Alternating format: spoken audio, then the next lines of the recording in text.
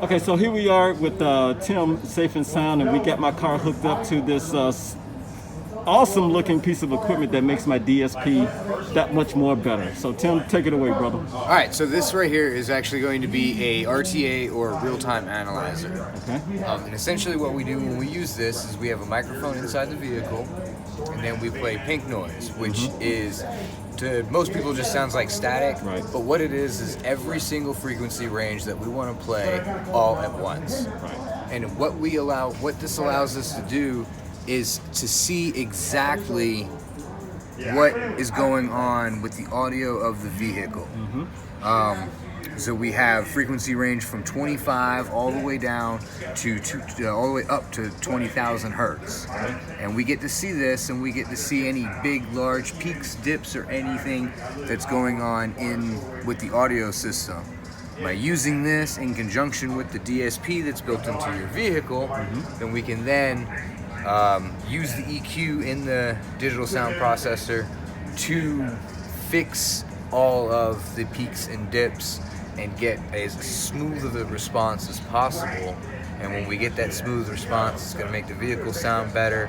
You can listen to it louder for longer periods of times without ear fatigue. We also are able to create our own EQ curves. If you look right here, we could see that the lower end frequency range is going to be much higher than the mid or high range. And that's just because we don't hear the lower end frequency as well as the higher range, so we need to boost it so that it doesn't sound flat and hollow.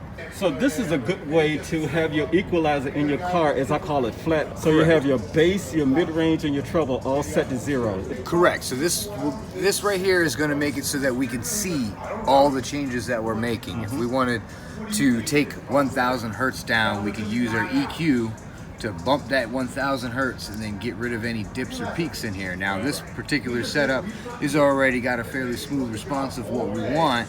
Higher end on the mid-range, a little bit lower on the mid-range, and then comes up just a hair on the high end, which gives it a little bit more sparkle on the audio side of things. So you're looking for stability in those lights, right? Correct. And then we could always jumping up higher than others. Correct. You have some that jump up higher. Now we could change the settings so that it's set to slow, and then they don't move around as much. And then you can see that we start showing off weird little peaks and dips and stuff like that when we do it that way. And then it just allows for even finer fine tuning in a way. But because it is going so slow, sometimes it's hard to see the changes that we're making in real time. Whereas with fast and medium, you can see those changes a lot easier. So normally you'll have a laptop connected, and then you can make those changes on the laptop, correct? Correct. Right. So the one cool thing is, about 2.5 years ago, I went through this process. It was 4 hours because I got the Audio Frog speakers. We took the Tesla speakers out. Then we got the DSP, the Mosconi DSP 68 installed. We did this, and then your former colleague told me to take it home for 30 days, come back, and then he told me to bring it back after 30 days, and then he'll take 2 hours of tuning. Correct. And also too, what happens is a lot of times, especially with speakers and whatnot, is once they break in, their frequency response changes ever so slightly. So we have you come back after that 30 days, after that break-in period, to make sure we still have the same EQ curve that we're looking for because of those changes that could have happened during the break-in period. And we just kind of make sure it's stays the way we want it to. Yeah, that's awesome. I mean, and because of the guy before you, they saved my settings in my car, so we didn't have to go through this. He pulled it up and like, okay, you want settings 1 or 2, and I wanted 2. 3 was factory, pretty much. Factory sucks. We went to 2 and like, bam, there we are. So great. Anything else we want to cover? Should we point out the DSP as well? If you want to. Yeah, let's take a quick look at the DSP. Okay, so you can kind of hear the noise. And the pink noise is playing.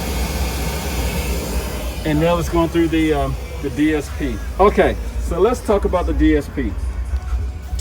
So this particular DSP is actually the Mosconi D2. It's actually an amplifier and DSP all built into one. So we send the factory input signals into it, then it runs through the digital sound processor that we're allowed to manipulate the EQ and stuff like that, and then again out into the speakers of the vehicle. So it's a really good solution for space constraints. 'Cause it's small, it's one unit, it's all in one. Just makes it super simple and easy.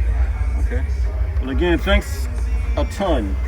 You made me happy because I was kind of upset that my settings got thrown off. So thanks again, Tim. Yes, sir. Thank you. Thank you. All right.